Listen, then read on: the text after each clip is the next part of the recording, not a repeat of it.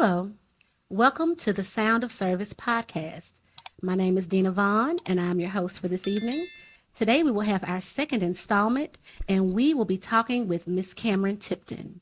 And she is a member of various ministries here at the church, and we're going to get an opportunity to see Capleville through her eyes. Thank you, Cameron, for being here. Oh, thank you for having me. So let's go back to the beginning. What first brought you to Capleville United Methodist Church? Okay, so I had moved to Memphis and I was trying to find a church home.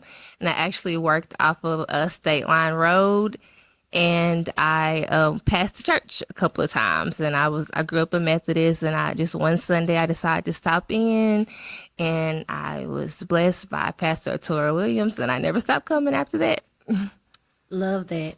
It's so funny how just going to church or going to work every single day and kind of passing and just taking that step to say, let me stop in.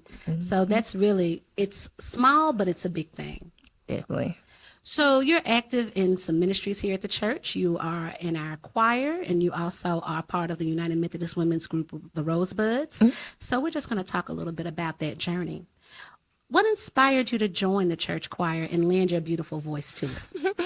Well, growing up, I was always in a church choir. I was in a children's community choir when I was growing up. And so singing has always been a big part of my family. My dad sings. We were both musically in band. I sung in college. So I was excited that had the opportunity to sing again. So I was more excited to join. And Mr. Mark did not let me give up. He asked me every Sunday that he needed us at the choir. So I eventually showed up. Mark is like our number one recruiter. He definitely is. He definitely is. How has being a part of the choir shaped your faith journey and your connection to the church community? Well, being in a choir, I just thoroughly enjoy singing, giving praises to the Lord. And it's just my way to share the gift that God's given me. So I'm not sitting around. I'm just making sure that I'm giving him all the praise. So I'm glad that I'm able to share my gift in serving him. That's beautiful.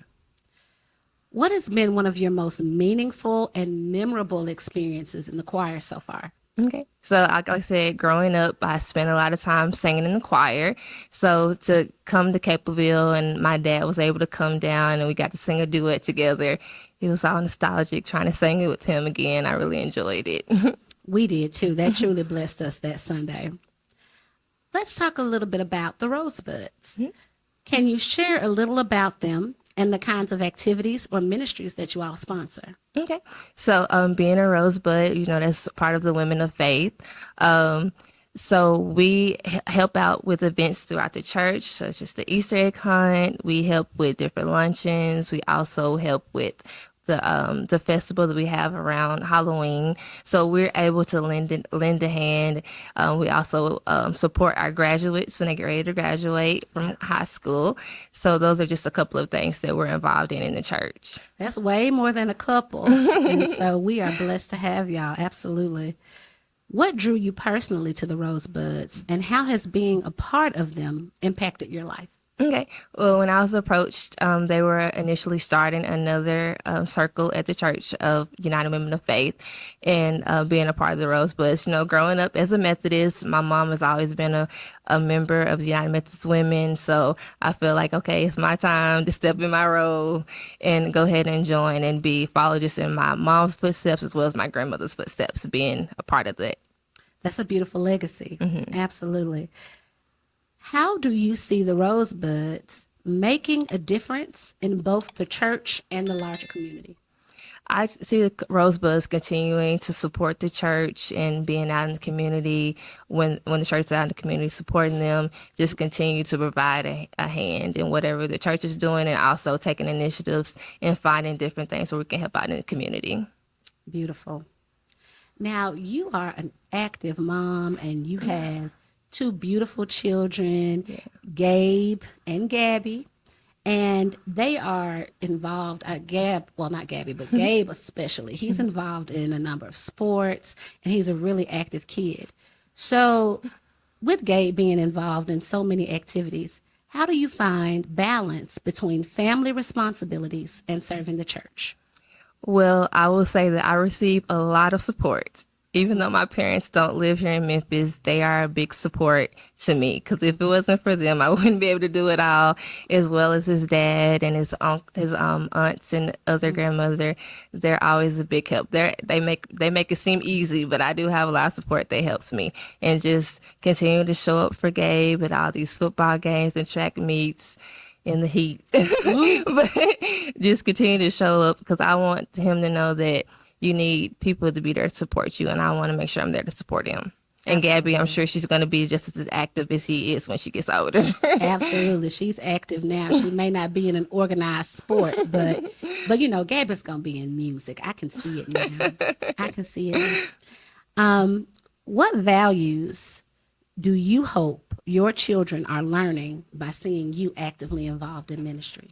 I'm hoping that they will continue to give their gifts to church. I'm hoping they'll continue to grow in church. You know, the older they get, I'm hoping they're more involved in just the little things of church, like being an acolyte or being an usher, singing in the choir, so they can see when, you know, giving back to the Lord, you know, you get it back way more than you give out. So just hoping that they see me being active.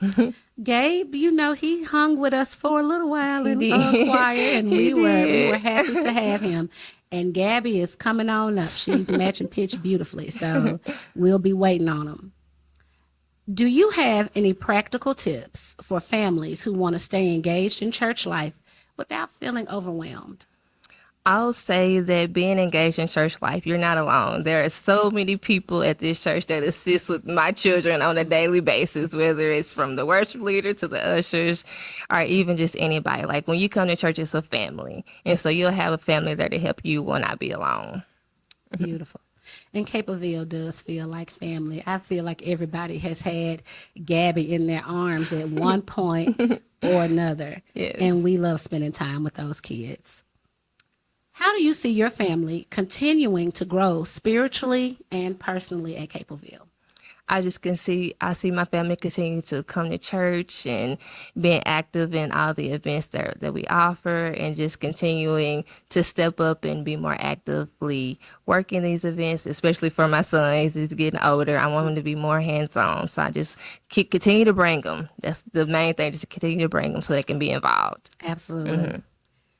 What role do you hope your family will play in the future of the church community at large?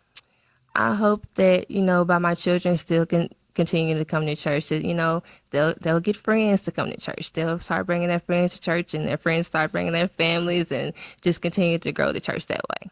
Beautiful. Mm-hmm.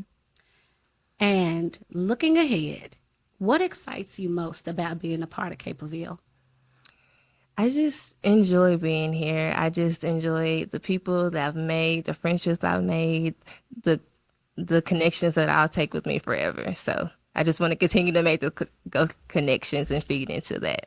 I know it's a beautiful thing as we continue to grow the church, for people to take those steps that we've taken and see those milestones happen as you make friends and join ministries and kind of create that circle. It is a beautiful thing to witness. So we look forward to seeing more of that. Yes. Cameron, I appreciate you, friend. Thank you so much for taking time to speak with us today on the Sounds of Service podcast. And you are welcome back anytime. Okay, thank you. Thank you.